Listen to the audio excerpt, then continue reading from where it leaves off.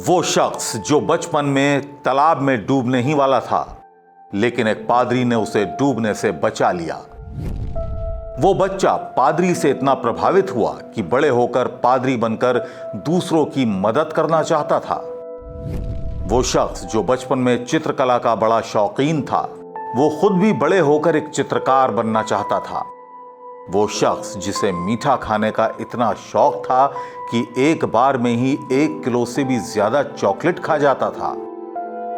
लेकिन इतना मीठा खाने के बाद भी वो शख्स दुनिया में बेहद कड़वाहट और नफरत छोड़कर गया।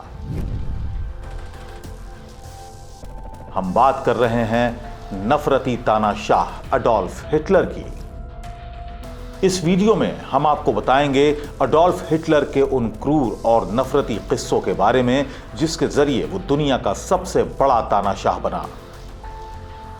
हिटलर का जन्म 20 अप्रैल 1889 को ऑस्ट्रिया के वॉन नामक स्थान पर हुआ। हिटलर के पिता का नाम अलोइस हिटलर और माता का नाम क्लारा था। लेकिन साल 1903 में ही उसके पिता की मृत्यु हो गई और उसके कुछ समय बाद माता की भी मृत्यु हो गई, जिसके बाद हिटलर के घर के हालात खराब हो गए। माता पिता की मृत्यु के बाद हिटलर का गुजारा चलना भी मुश्किल हो गया था, जिसकी वजह से हिटलर को अपनी पढ़ाई बीच में ही छोड़नी पड़ी।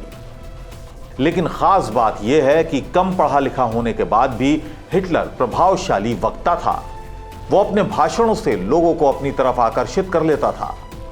हिटलर बचपन से ही जर्मन राष्ट्रवाद का बड़ा प्रशंसक था। इसका अंदाजा हम इस बात से ही लगा सकते हैं कि ऑस्ट्रिया में रहकर भी हिटलर जर्मनी का राष्ट्रगान गाता था। अपने राष्ट्रवादी भाषणों के दम पर ही हिटलर यूरोप के एक प्रभावशाली देश का शासक और लाखों लोगों का चहेता बन गया। हिटलर उस तरह का आम नेता नहीं था जो टैक्स कम करने या बेहतर स्वास्थ्य सुविधा मुहैया कराने का वादा करता हो। वो तो एक धार्मिक नेता की तरह लोगों को मुक्ति दिलाने का वादा करता था। सबसे महत्वपूर्ण बात यह थी कि हिटलर जर्मनी की जनता से सीधा राष्ट्रवादी अंदाज में बात करता था और इसे ही कई लोग हिटलर का करिश्मा कहने लगे। अपने संवाद करने के इसी करिश्मे के जरिए हिटलर भाषणों से लोगों के अंदर नफरत और दूसरे लोगों के प्रति पूर्वाग्रह भर देता था। 1920 के दशक में हिटलर इतना करिश्माई हो गया था कि वो जो भी कहता था लोग उसकी बात पर विश्वास कर लेते थे। हिटलर लाखों जर्मन वासियों से कहता था कि वो आर्य हैं और इसलिए वो खास हैं और दूसरी सभी नस्लों से बेहतर हैं। हिटलर ने जर्मन प्रजातंत्र से अपनी नफरत और राजनीतिक फायदे के लिए हिंसा के इस्तेमाल में यकीन को कभी नहीं छिपाया। हिटलर ज्यादातर अपने भाषणों में कम्युनिस्टों और यहूदियों को ही जर्मनी का दुश्मन करार देता और उन्हीं के विरोध में बोलता था।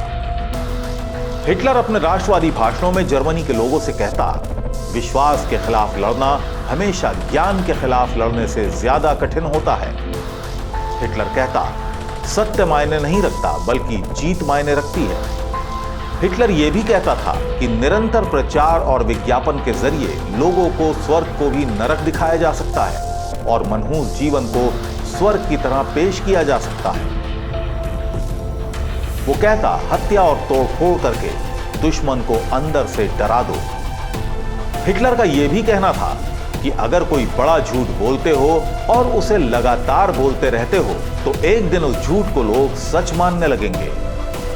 साल 1920 में हिटलर ने एक भाषण दिया जिसमें उसने बेरोजगारी, मुद्रास्फीति, भुखमरी और आर्थिक बदहाली का जिक्र किया और कहा कि इसे खत्म करने के लिए जर्मन नागरिकों के जीवन में बदलाव की जरूरत है। उसने कहा कि कुछ परेशानियों को दूर किया जा सकता है, लेकिन इसके लिए यहूदियों और कम्युनिस्टों को देश से बाहर का रास्ता दिखाना होगा। हिटलर के राष्ट्रवादी भाषणों से प्रभावित होकर युवाओं और खासतौर पर बुरी तरह आर्थिक मंदी झेल रहा तबका उसके समर्थन में आ गया। हिटलर राष्ट्रवादी भाषणों में यहूदियों और मार्क्सवादियों को जर्मनी की बदहाली का कारण बताता था। ऐसे ही भाषणों से जर्मनी के नागरिकों के भीतर राष्ट्रवाद की भावना जगाता। राष्ट्रवाद की नकाब पहने हिटलर के इन भाषणों का नतीजा यह हुआ कि जर्मनी के लोग भी कम्युनिस्टों और यहूदियों से नफरत करने लगे। इन्हीं नफरती लोगों का समर्थन पाकर अडोल्फ हिटलर ने साल 1933 से लेकर 1945 तक जर्मनी पर राज किया। इस दौरान हिटलर ने 60 लाख यहूदियों को मौत के घाट उतरवा दिया। इनमें 15 लाख तो सिर्फ बच्चे ही थे। हिटलर की इसी घातक राष्ट्रवादी मुहिम की वजह से दूसरा विश्व युद्ध शुरू हुआ, जिसमें करोड़ों लोगों को अपनी जान गंवानी पड़ी। इस वर्ल्ड वॉर में देश के देश तबाह हो गए। लाखों बच्चे भूख के कारण मौत के गाल में समा गए। ये तो अडोल्फ हिटलर के क्रूर राष्ट्रवादी भाषणों की कहानी है, लेकिन हिटलर इस सब के अलावा कुछ अजीब शौक भी रखता था। जैसे कि हिटलर को सजने संवरने के साथ साथ अपने फोटो खिंचवाने का भी बहुत शौक था। हिटलर को लोगों की जासूसी करवाने में भी मजा आता था। वो विरोधियों की तो जासूसी करवाता ही था, साथ साथ अपने लोगों की भी जासूसी करवाता था, ताकि कोई उसका अपना उसके खिलाफ बगावत ना कर सके। ऐसी ही एक महिला जासूस थी माता हारी, जो डांसर होने के साथ साथ हिटलर के लिए जासूसी भी करती थी।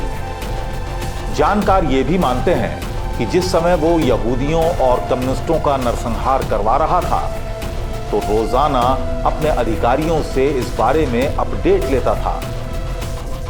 हिटलर का यह इतिहास आज भी हमारे लिए बहुत अर्थ रखता है। इसलिए नहीं कि इतिहास हमेशा कोई ना कोई सबक देता है, बल्कि इसलिए क्योंकि इतिहास से हमें चेतावनी भी मिलती है। जर्मनी के आर्थिक संकट में लाखों लोगों ने एक ऐसे व्यक्ति को अपना नेता मान लिया था, जो केवल इसलिए करिश्माई बन गया क्योंकि वो लोगों के डर, उनकी आशा और अपनी परेशानियों के लिए दूसरों को जिम्मेदार ठहराने की आदत का लाभ उठाना जानता था। हिटलर जैसे बहरूपीय राष्ट्रवादी नेता की वजह से उस वक्त लाखों लोगों को इसके गंभीर परिणाम भुगतने पड़े थे।